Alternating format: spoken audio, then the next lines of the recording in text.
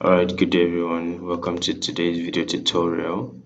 I'm going to be walking you through how to install and purchase this Flutter script directly from codecanyon.net. So, to get started, what you want to go ahead to do is to open your preferred browser and search in codecanyon.net, just the way it is here. And once you're done with that, you're going to see an interface like this, where you see a bunch of things like scripts and code base, right? So you just want to go ahead and select your preferred code base, and then you're gonna see this kind of interface where you see the name of the screen and a little bit of information about the project or the script itself. So today I'm walking you through FoodBank multi-restaurants. It's also a food delivery application. This is written in Flutter. You see all the third-party integrated services that are here. It's also for Android as well as for iOS. So you want to go ahead and read through this documentation and understand a little bit more about this script. And once you're done with that, you want to go ahead and add the script to cart. So when you add the script to cart, it shows you that your script has been added to cart, and then you see a couple of details about the script. This is a $49 script. So down here you have a checkbox that says extend support to 12 months. So a lot of things are just going on here. You just want to go ahead and click on go to checkout if you're satisfied with the script. And when you go to checkout, you successfully make your purchase, and then your download is going to begin for the script. So one thing you should note is the directory where the script was downloaded into, because you're going to be needing to open this directory when the time comes. So other than this, we're going to be getting a couple of tools in order to get us started writing Flutter, and one of those tools is Flutter SDK itself. So what I want you to do now is to head over to a new tab and just type in docs.flutter.dev forward slash get started forward slash install. This is going to take you to Flutter's official documentation site, and I'm just going to walk you through what you need to do in order to get Flutter SDK in your local machine. Right, so first things first, let's choose our development platform. And here we want to select Windows because I'm currently using Windows at the time. And the next step is to choose your first type of application. So Flutter is cross-platform, but today I'm going to be selecting Android. It's also recommended. And the next thing, you want to confirm that your system meets the requirement in order to start running Flutter. So you can do that by looking through these steps and these write-ups here. And once you're done with that, you come down to the next step, which says install the Flutter SDK. Now, install the Flutter SDK. You can use either VS Code to install it, or you can download it manually. So I'm going to be walking you through the manual process. So in the manual process, the first thing you need to do is to click on this. The current version of Flutter is 3.35.3. You just want to go ahead and use this current version. Else you just want to go to the SDK archive to get like a previous or older version of Flutter. Once you're done with that, you're just gonna follow this step, and then you should be having a final um, directory path that looks like this. So the idea of this step 2 and 3 is that you're going to be creating a new folder and you call it dev.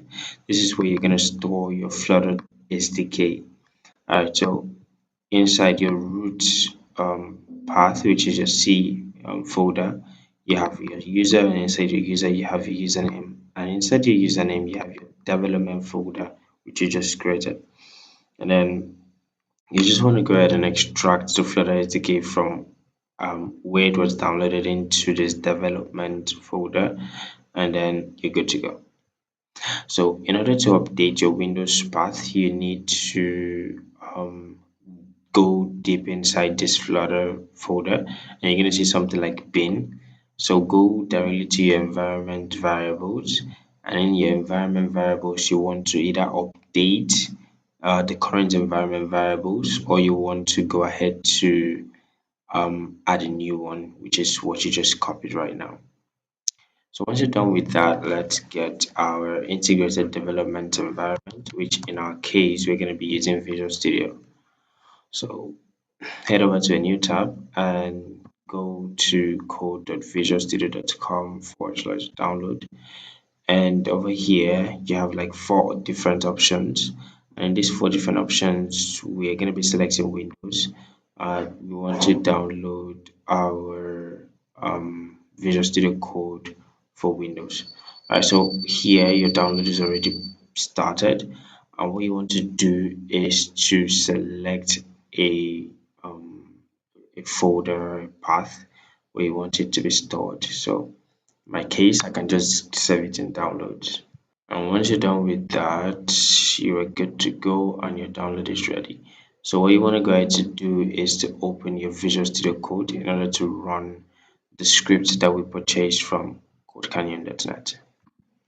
Alright, so here's our script. I'm going to be walking you through a couple of things before um, the end of the video. So here is how our project is being structured. We have the lib folder, which contains all our business and UI logics.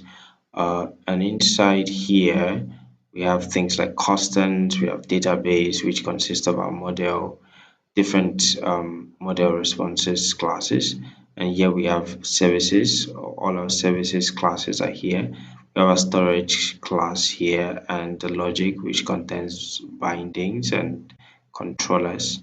Right, down here we have translations for lookup translation. Down here we have views, which is containing our pages as well as our widgets. This is our main dot, which is the most important thing that you need to know.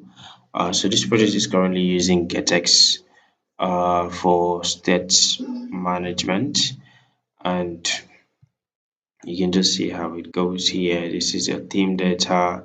It has your font family, so you can just change this theme data just the way it is. So for modification purposes, you can just be playing around with things like this theme data or text around the application, and that should get you started. Alright, so the next thing I want to show you is the prospect of YAML. So this is where all our dependencies are being stored. Currently, this is using the SDK greater than or equal to 3.7.2, and also it should be less than 4.0. Okay, so your current downloaded SDK should already do the magic for you. So this is all our dependencies where we're using on this application, and this is where they are stored. Any new dependency you want to add should be here.